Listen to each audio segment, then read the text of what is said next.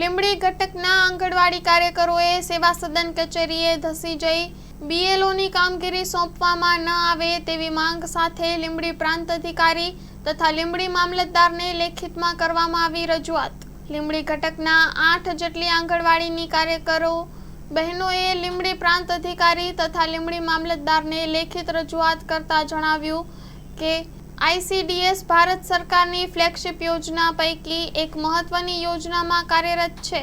આ યોજનામાં 7 વર્ષથી નાના બાળકોને 3 થી 6 વર્ષના બાળકો તથા ધાત્રી સગર્ભા તથા કિશોરીઓને આરોગ્ય પોષણની દેખરેખ તેમજ સીએમ કાર્યક્રમ 3 થી 6 વર્ષના બાળકોને પૂર્વ પ્રાથમિક શિક્ષણ વગેરે કામનું ભારણ હોય છે।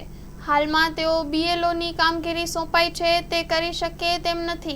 ઘણી બહેનોનું ભણતર 7 સુધીનું જ હોવાથી આ કામમાં ઘણી બધી મુશ્કેલી થાય છે। આંગણવાડી ઉપરાંત આરોગ્યનું કામ કરે છે। હંગામી હોવા છતાં બીએલઓની કામગીરીથી ભારણ વધે છે।